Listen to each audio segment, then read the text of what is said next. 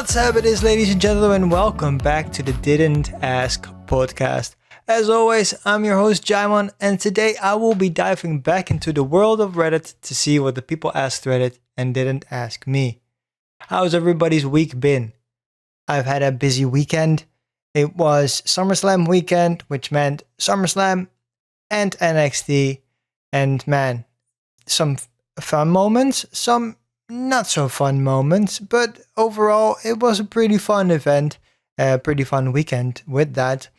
With that as well, there was also a UFC fight night, Gaslam versus Cannonier, such a banger as well. So I had a good week, you know what I mean? Just closing the week out with a WWE and NXT and a UFC, while also looming in the back the AEW debut of CM Punk. Man, it was such a good weekend for me. I hope you had a good weekend too. I hope you listened to my previous episodes of this podcast. You can find those at anchor.fm/didn't-ask-pod or on your favorite podcast services all around the globe. Today is episode 24 of this very show.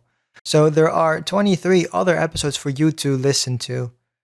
Please, if you do listen on Apple Podcasts, please leave a review over there. I will look into those reviews and will read some of those reviews out on this podcast once they're there. For now, I feel like that's enough for today with all the fucking talking. Let's jump right into the first question, of course, stemming from the Ask Reddit subreddit, coming from user-lavender, and they ask, what's a TV show that you used to love but not many people remember? And my one and only answer to this question has to be Switched at Birth. Switched at Birth was such a cool show. It was on Net 5 here in the Netherlands, and my mom watched it a couple of episodes and I was enamored by it. The concept is really cool. The actors are fantastic. There are some fun, like, now I don't want to call them cameos, but like there are some fun actors in there that you probably know from something else. For example, Leah Thompson is in there, who you might know from Back to the Future or Howard the Duck. You name it, she's in there. Gabriel Lucas is in there, who you probably know from High School Musical. So there were some things in there, you know, that were very interesting to me and that kept me engaged. Just the whole concept of the show is very interesting because it's about two kids that were switched at birth. And with that comes a whole bunch of drama and, of course, the repercussions of the kids having switched place. So one of the daughters is like white, comes from a white family originally, has red hair, you name it. She goes the whole 9 yards. And she grows up in a Mexican family. And in that Mexican family, of course, things blow up because how the fuck can you be a Mexican family and have a kid that's white, has red hair, other than the mother has to have an affair, which means that the dad leaves, and there's this whole thing, and then the girl also ends up being deaf, which in the later seasons you discover that, oh, she actually had like an ear infection, that if she would have grown up in the white family, she would have had more money, which meant that she probably could have gotten the ear infection fixed and gotten some antibiotics for that, and maybe even surgery, so that she would still have her hearing. And there is the whole thing surrounding the core of the story. And it's super interesting, but it's a show that nobody talks about. It's not available on any streaming service as far as I know, which means that nobody is ever going to watch it anymore.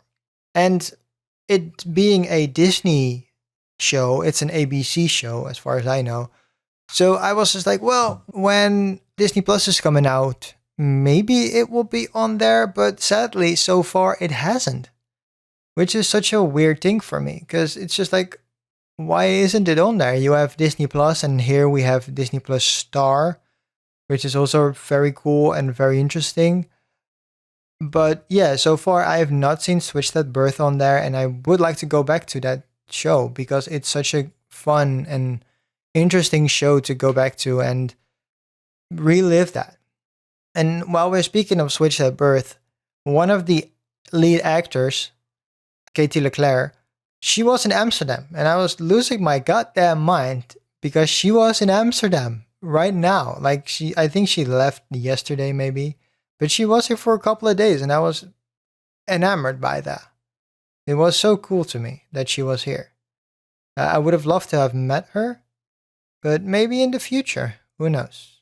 So, once again, going back to the question asked by user Dash Lavender, and they ask, what's a TV show that you used to love but not many people remember? And it has to be Switched at Birth. Thank you for your question.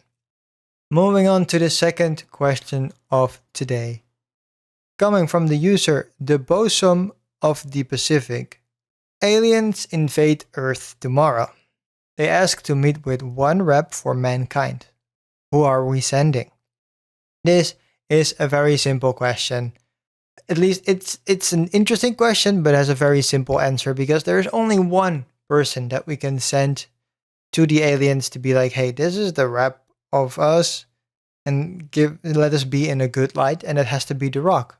Dwayne The Rock Johnson is the only guy that's capable of introducing us as a species that is intelligent, of course, it looks strong, so we have to it's a little intimidating because he's really big and strong, and he's also, of course, super charismatic, so he can talk the talk, he can walk the walk, he can do it all.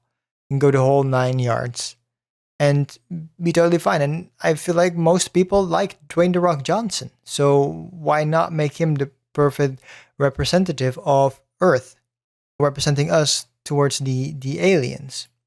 I'm gonna quickly run through the answers on this post, and I've seen somebody say a golden retriever, which is pretty funny because, of course, golden retrievers are very, very, very loyal and very nice and sweet, so they can cuddle up with the aliens.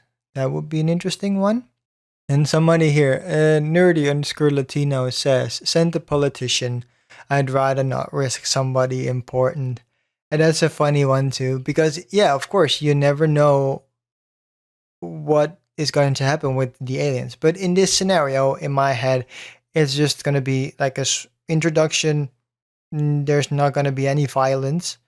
But, you never know. And I see here, SY029 also says Dwayne The Rock Johnson. And he uses a quote saying, so, what planet are you from? It doesn't matter what planet you are from. And that's a good one. That's a good quote. But I would say, yeah. Oh, Dolly Parton. Dolly Parton is also a fun one. This one coming from Nosmo78 saying Dolly Parton. But somebody quickly jumped on that, user HB5184, saying she's busy between 9 to 5. Let's send Jolene. And of course, those are two fantastic Dolly Parton songs.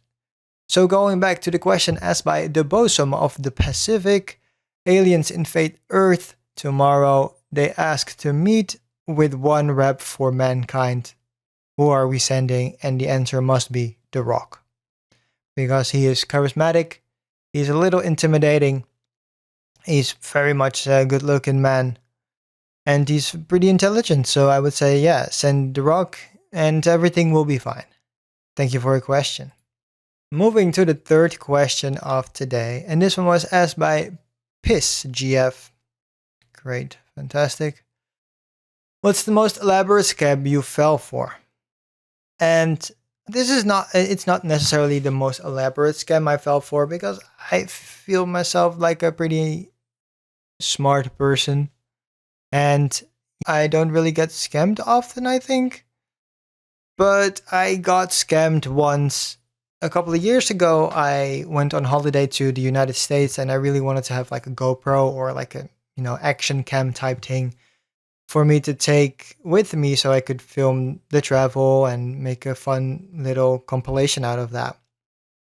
And in my search, I ended up on Marktplaats, which is comparable to like, I don't know, like a Craigslist or an eBay type shit. And one of the sellers offered an older a GoPro camera for I think it was like $50, something like that. So I reacted to it and I asked to pay via PayPal because I've always learned that, hey, if you pay via PayPal, it's very easy to get your money back. And I have had that in the past where I ordered something through a forum or something and then didn't get my order and then refunded that money through PayPal. So that was really nice. So I did that and the person said, "I'm sorry, I don't have PayPal. Could you just pay via a bank account, like a wire transfer?" And I was like, "That's fine." And then she gave me all her address and name and everything that you'll probably need. And then I paid the money and never received my GoPro. And that is something that I still hurts me to this day. That I never got my GoPro that I ordered and that I got scammed. So I went to the police and then, of course, filed a report. And they did nothing with that, as they usually don't with shit like that. Tried to go to the bank that I paid the money to, and they didn't want to help me with that either. So yeah, sadly I got scammed out of $50. Luckily, it is a wise lesson that you've learned now. So again, if you buy something online, please pay via like a PayPal service or something like that so that you can get your money back very easily when somebody doesn't deliver on the promise that they kept. So to answer your question, Piss GF, still piss poor name, was the most elaborate scam you fell for? And again, not the most elaborate, but I guess it is the most elaborate for me because I don't really get scammed often, knock on wood. But yeah, so I ordered a GoPro camera through the internet and never arrived, even though the person sent me her address and everything that I needed to know. Sadly. But yeah, that's gonna be it. Let's move on to the next question of the Ask Reddit subreddit. And this one coming from the Deaf Summoner. And they ask, what would you like to buy for yourself but can't afford it? So, the past couple of months, I've been trying to get my feet under me, so to speak. So, I graduated college now almost 2 years. It is more than 2 years ago, actually. But it hasn't really been that easy to find a job in the profession that I would like to work in. So, in the meantime, I've done some small things here and there, from internships to just, doing some chores and stuff like that to still make a little money and do what I have to do, like going to the cinema and stuff like that. But yeah, it hasn't really been that great. Luckily, the last month I've been working with a company that I interned at not long ago, and now working as a freelancer. So I'm earning a pretty good wage right now. But sadly, the money takes a little longer than it would normally be for like a contracted person, opposed to like a freelancer. So it's been, a couple of weeks that I'm just like waiting for my money to finally arrive. And that sadly is going to probably take a little longer than I was hoping it would. But hey, that's not what this question is about. This question is about what I would like to buy for myself but can't afford. And for me, that's probably most likely going to be a new phone. I've had my phone for 4 years now. I think it is precisely 4 years, maybe even 5. I don't know at this point. But my phone is basically at the end of its life cycle. It still does function properly, luckily, but I'm noticing that things are getting slower and my memory card is full and I cannot get expanded memory in there, sadly. So it is getting time for a new phone. I'm kind of sad to say that because I really like this phone. I'm rocking a OnePlus 3 right now, and it's such a nice phone. It has all the features you need. It has fast charge. It has, it has a fingerprint scanner. It's pretty fucking quick. It has a nice front-facing cam. It has a nice camera on the back. But again, like I said, I am noticing that the phone is getting a little slower and photos are looking less and less sharp every day because there are scratches on the lens and you name it. But again, it still works for what it has to do for now. So I'm just going to be grateful that I have my phone. But if I had a little bit more money, I would probably buy a new phone. And if that is done, I might be looking at a new laptop or something like that. But that is not really of my concern right now. So to answer your question, user the Death Summoner, what would you like to buy for yourself but can't afford it? And that would probably be a new phone because my phone is pretty old. And even though it still works really well, I would like to get something new, something quicker, something that has a little bit more power and makes slightly better photos, or mostly grandly better photos, because my camera is, I think, like legitimately like a 16 megapixel camera, which is not great, but it does the job. Thanks for your question. And now, the final question of the Ask Reddit subreddit for today. And this one coming from user Atmosphere Forsaken 82, and they ask, how did you mess with computers at school?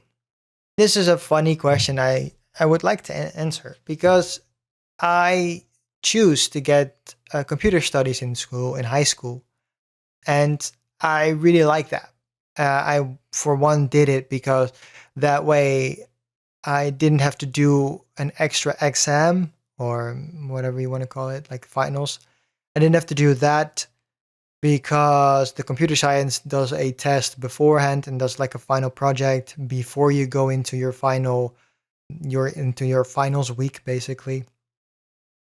So I picked computer science because, hey, I now have to learn for one last class because I have the exam like 2 or 3 weeks earlier. So that was really nice. And it also meant that I only had to pick that and nothing else, which meant that I had basically the bare minimum of classes that I had to take, which meant that I had to do some extra hours after school, but I got those fixed anyways. With that being said, in computer sciences, we always had so much fun because with computer science, you got basically like a sheet of assignments that you had to do. So you had to do like some mathematics, you had to do maybe some things on your PC to just make sure that things work, and you name it, it's computer science. I guess you can imagine what you have to do. Sometimes you have to do a little bit of research to name like what's the difference between ROM and RAM, and what's the difference between a graphic processor or a computer processor or whatever, or a central processor. You name it. But most of the times you just got like an A4 sheet of paper, maybe front and back. But for the most part, you were basically done with all the assignments in 20 minutes, and you could perfectly make them in 20 minutes. So no mistakes, no whatsoever, because it was pretty easy to do. Which meant that for the rest of the time that we had 50-minute classes, we were just sitting there basically doing nothing. That was for the first couple of weeks, but somebody was very smart and decided to put Call of Duty on the school PCs. And it was Call of Duty World at War, so it's a pretty old one. I think that's Call of Duty 4 Red from the top of my head. And somebody just got a very smart idea to put Call of Duty World at War on the PCs. And because it was such an old game, it was possible for us to just get one USB stick, drag the files over to the PC, and then just play without any verification or whatever.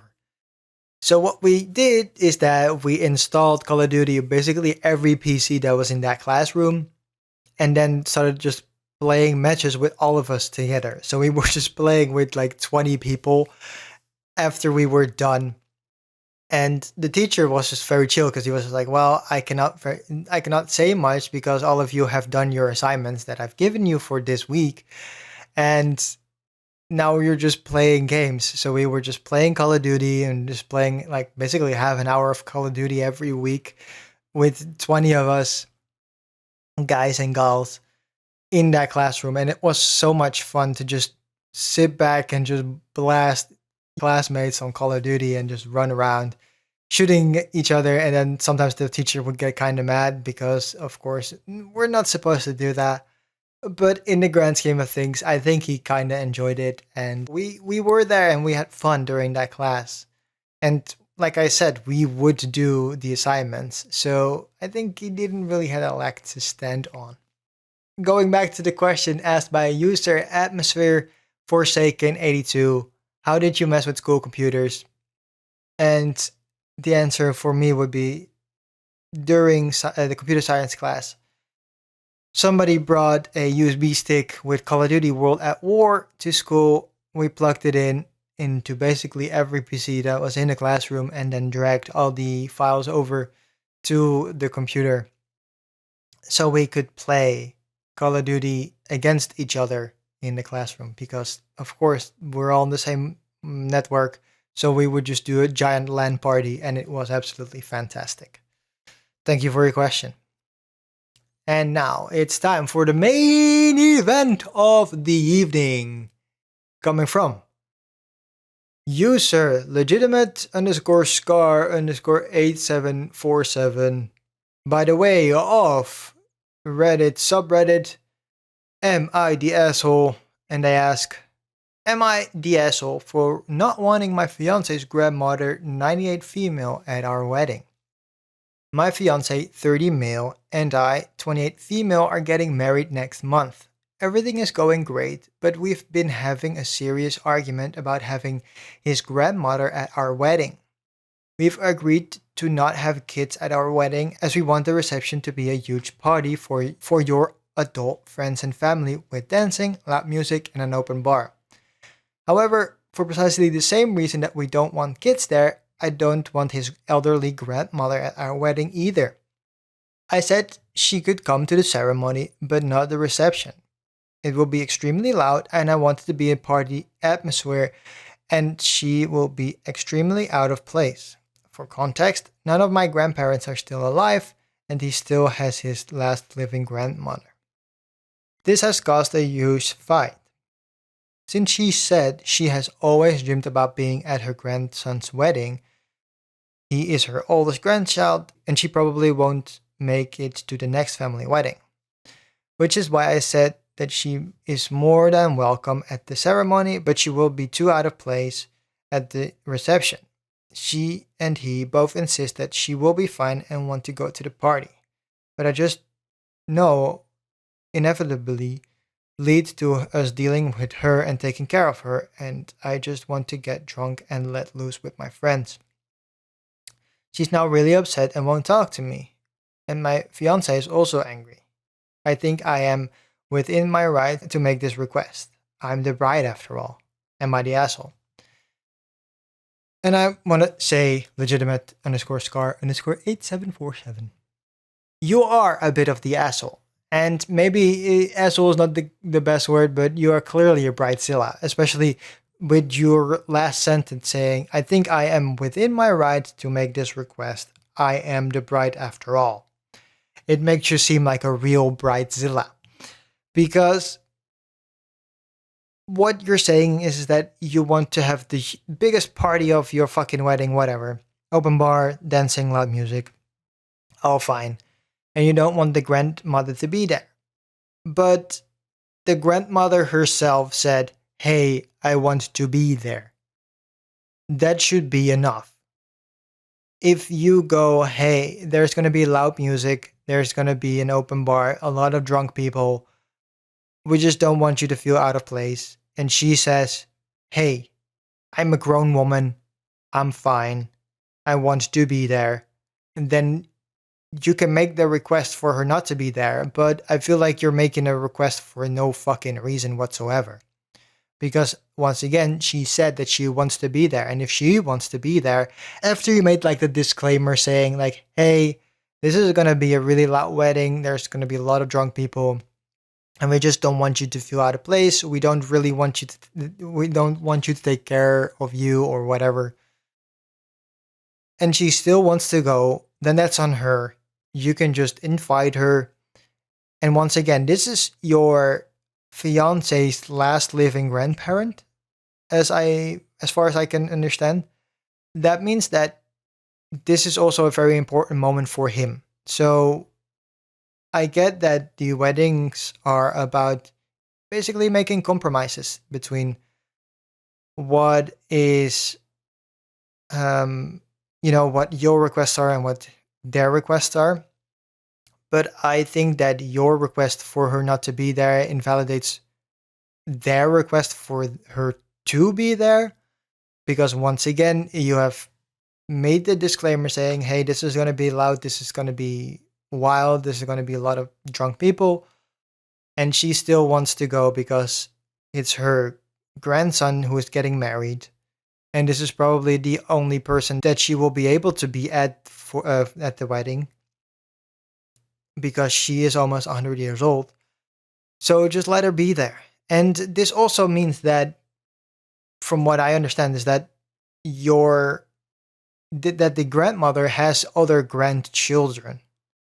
And of course, children, I'm assuming, because, I hope they're still alive. So you're telling me that you have to be the caregiver or whatever the fuck. It's your wedding. You can just also say like, hey, she can come. I am not really gonna, be bothered by it. Just you do you, and let the family of the grandmother of your fiance take care of the grandmother. I don't think that's that big of a request for you to make, to be like, hey, this is my wedding. I'm the bride. I don't really think that's a smart idea for her to be there. But hey, if she really wants to be there, it's fine by me.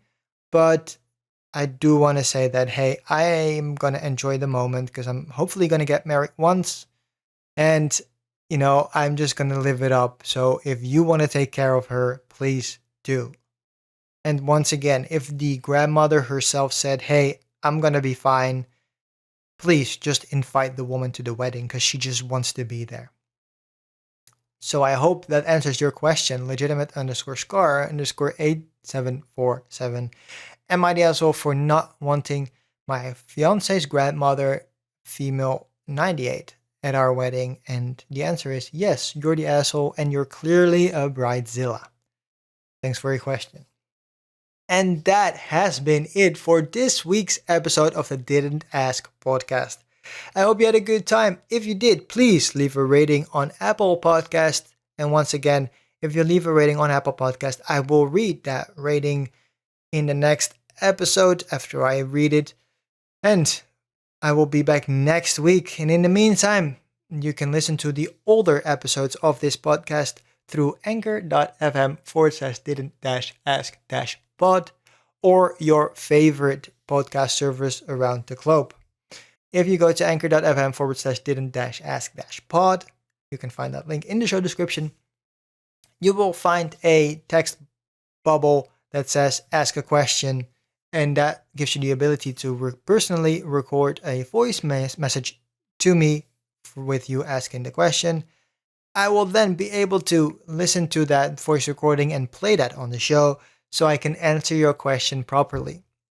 Do you not want your voice to be heard and your question to be heard live on air? Just say that up front and I'll just read it out myself or make like a summary of the question so your question can still be answered. If you want to know what I'm watching in the next couple of days until I'm getting back to this podcast, you can see that on track.tv. That link will be in the show description as well as the YouTube link, so you can also watch this podcast on YouTube. That will be it for me for this week. I hope you had a good time. and I will see you back next time. Goodbye.